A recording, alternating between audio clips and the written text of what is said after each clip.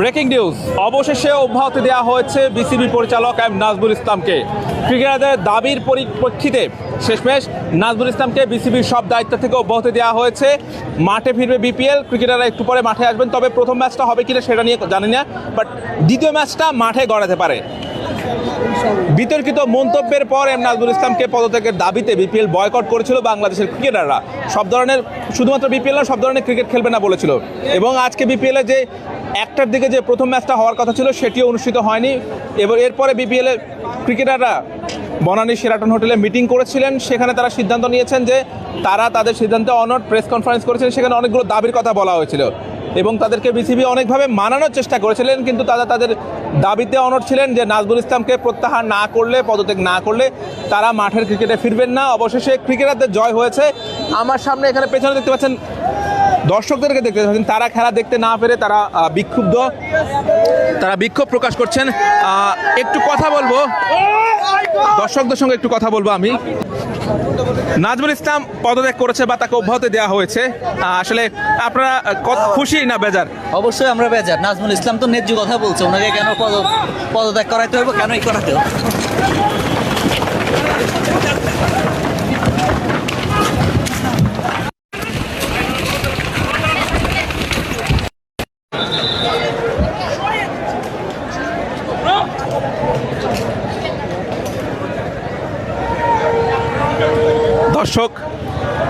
দর্শকদেরকে এই মুহূর্তে আইন শৃঙ্খলা বাহিনী ধাওয়া করেছিল এবং সেই ধাওয়ার সঙ্গে সবাই দিক বিদিক ছুটে গেছে। এখানে সেখানে জুতা, মোবাইল সব পড়ে আছে।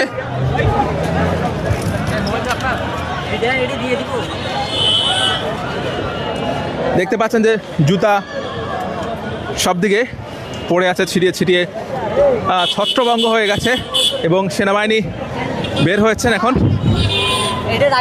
হ্যাঁ হ্যাঁ, আচ্ছা, ওরা আমার কাছে আসতে বলেন। বিডি কিকটা হ্যাঁ, এটা আপনার? আমার দেখি আমি খুলে দিতেছি। ওকে ওকে, হ্যাঁ। সেনাবাহিনীর সদস্যদেরকে দেখতে পাচ্ছেন, তারা আইন শৃঙ্খলা বাহিনীর পরিস্থিতি নিয়ন্ত্রণের জন্য তারা কাজ করছেন।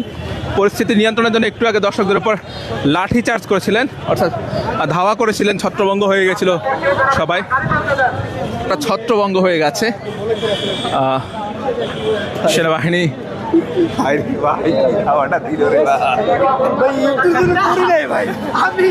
সেনাবাহিনী ধাওয়া করছেন পরিস্থিতি নিয়ন্ত্রণে আনার জন্য দর্শকদেরকে।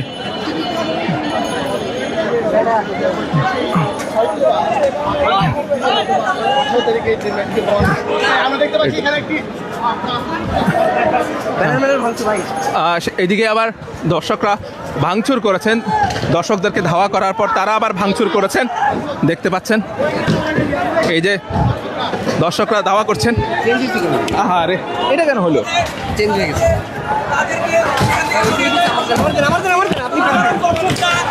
সাধারণ দর্শকরা ধাওয়া করছেন যে বিলবোর্ড আছে ছিঁড়ে।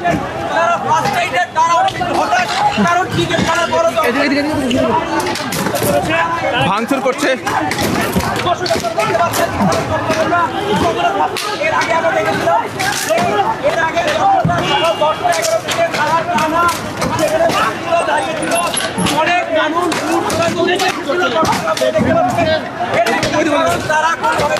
দেখতে পাচ্ছেন দর্শকরা বিপিএল এর মাঠের বাইরে যে ব্র্যান্ডিং করা হয়েছিল সেসব ভাঙচুর করছেন, সেগুলো ভেঙে ফেলছেন।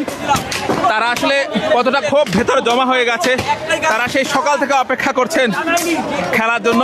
খেলা হচ্ছে না, দেখেন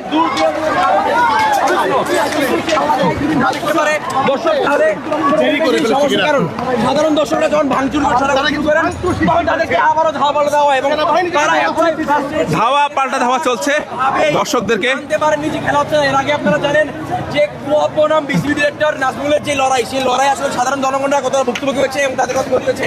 এর আগে আমরা দেখলাম এবং এর আগে আমরা দেখলাম যে দর্শকরা এসেছিলেন, তারা জানতে চেয়েছিলেন যে গুরুত্বপূর্ণ। তারা দর্শক আপনারা এই মুহূর্তে দেখছিলেন আসলে শুরু হয়নি, একদম যেটাকে বলে ঝড়ের মতো লন্ডভন্ড করে দিয়েছেন, তছনছ করে দিয়েছেন বিপিএল এর যে ব্র্যান্ডিং গুলো ছিল মাঠের বাইরে। সেনাবাহিনী তাদেরকে সেই সকাল থেকে দর্শকরা অপেক্ষা করছিলেন মাঠে খেলা গড়াবে, কিন্তু মাঠে খেলা গড়াচ্ছে না, এবং খেলা গড়াবে কিনা আদৌ তারা সে উত্তর পাচ্ছে না। সেজন্য আসলে তারা মাঠের বাইরে বলা যায় যে দাঙ্গা চালিয়েছেন, এবং তারা যতদূর যাচ্ছে তত দূরে ভাঙচুর করছেন। এখানে সেখানে পড়ে আছে বিপিএল এর প্লে কার্ডগুলো। না করে এবং এই দর্শকরা যদি গেটে গিয়ে সেনাবাহিনী পরিস্থিতি নিয়ন্ত্রণে আনার চেষ্টা করছে দফায় দফায়। না জানায় তাহলে তারা কেন এসেছিল। এর আগে আমরা জানতে পেরেছিলাম সাধারণ দর্শকদের একটাই হতাশার জায়গা ছিল যে ম্যাচ যে হচ্ছে না, সেটা কেন আমাদেরকে আগে থেকে দর্শকদেরকে কেন জানানো এই হয়নি। দর্শক আপনারা দেখতে পাচ্ছেন, দর্শক এখনো দেখতে পাচ্ছেন এখনো প্রায় স্টেডিয়ামের থেকে অনেক দূরে এসেও ধাওয়া করছে। সেনাবাহিনী পরিস্থিতি নিয়ন্ত্রণে আনার চেষ্টা করছে, এবং যারা বিশৃঙ্খলা করার চেষ্টা করছে তাদেরকে কয়েক কিলোমিটার দূর পর্যন্ত ধাওয়া করছে, এবং দর্শকরা যত দূর যাচ্ছে তারা ভাঙচুর করতে করতেই আগাচ্ছে, ভাঙচুর করতে করতেই আগাচ্ছে, আর সেনাবাহিনীও তাদেরকে ধাওয়া করছে। এই যে দেখতে পাচ্ছেন যে সব লন্ডভন্ড হয়ে আছে।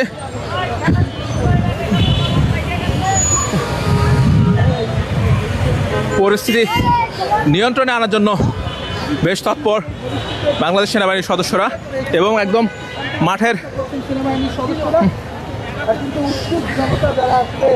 এর আগে বিপিএলে এমনটা কখনো দেখা যায়নি, এমন ভাঙচুর হামলা এবারই প্রথম এমন দৃশ্য চোখে পড়ছে। নিশ্চয়ই আপনারা এমনটা কিছু দেখেননি আগে। তাদেরকে আগে থেকে জানানো হয়নি যে তারা খেলা দিতে দর্শকরা কেউ আগে টিকিট কেটেছেন, কেউ কিংবা মাঠে এসে টিকিট কেটেছিলেন খেলা দেখার জন্য। যখন তারা রাতের বেলা জার্নি করে অনেক টাকা খরচ করে যখন মিরপুরে এসেছেন, কিন্তু এরপরে যখন দেখতে পাচ্ছেন যে আসলে খেলা হচ্ছে না, সেক্ষেত্রে আসলে তাদের ক্ষোভ প্রশমিত হওয়াটাই স্বাভাবিক। তবে খুশির খবর যে যেহেতু নাজমুল ইসলাম তাকে অব্যাহতি দেওয়া হয়েছে, দ্বিতীয় ম্যাচটা মাঠে করাতে পারে।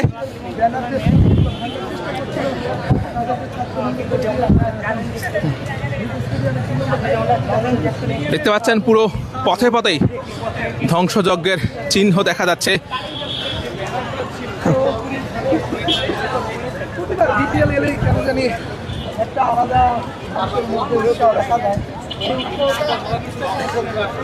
দর্শকরা যে তাণ্ডব চালিয়েছেন, যে ভাঙচুর চালিয়েছেন, তার চিহ্ন দেখা যাচ্ছে রাস্তার উপর পড়ে আছে।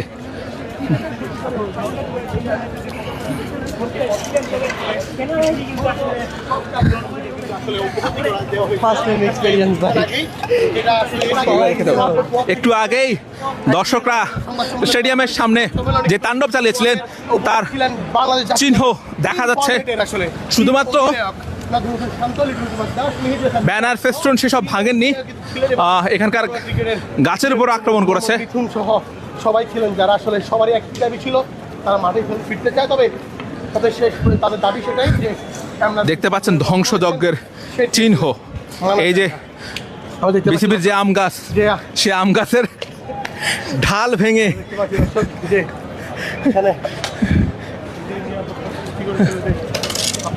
কি পরিমাণ বিশৃঙ্খলা হয়েছে সেটা আপনারা নিশ্চয়ই বুঝতেই পারছেন, দেখতে পাচ্ছেন যে আসলে সেই ধ্বংসযজ্ঞের চিহ্ন রেখে গেছে দর্শকরা। যদিও এটি কাম্য নয়, দর্শকদের কাছ থেকে আসলে এটা কখনোই কাম্য নয়। নিরাপত্তা আইন শৃঙ্খলা রক্ষাকারী বাহিনী বারবার বলেছিলেন যেন তারা দর্শকরা শৃঙ্খলা বজায় রাখেন, কিন্তু তারা সেটাই করেননি। এখন বিসিবির 2 নম্বর গেটের সামনে একদম কঠিন নিরাপত্তা বলয় জারি করেছে আইন শৃঙ্খলা রক্ষাকারী বাহিনী। সতর্ক অবস্থান বাংলাদেশ সেনাবাহিনীর। একটু আগেই আপনারা আমাদের লাইভে দেখেছিলেন যে আসলে কি অবস্থার সৃষ্টি হয়েছিল। আমরা দেখতে পাচ্ছি যে সেনাবাহিনী কিন্তু ফুললি তারা এর আগেও কিন্তু আমরা একটু আগে দেখছিলাম যে মাঠের ভিতরে ছিলেন, কিন্তু সেনাবাহিনীর সদস্যরা কঠোর অবস্থানে রয়েছেন যাতে করে আর কোনো রকম বিশৃঙ্খলা না ঘটতে পারে। একটু আগে কিন্তু সমর্থকরা এই রাস্তা দেখেছি মিরপুরের স্টেডিয়ামের সামনে যে রাস্তা সেই রাস্তাটা অবরোধ করে রেখেছিলেন, এখানে গাড়ি চলাচল বন্ধ ছিল। সেনাবাহিনী এখন পরিস্থিতি নিয়ন্ত্রণে এনেছেন, সব কিছু এখন পরিস্থিতি নিয়ন্ত্রণে আছে।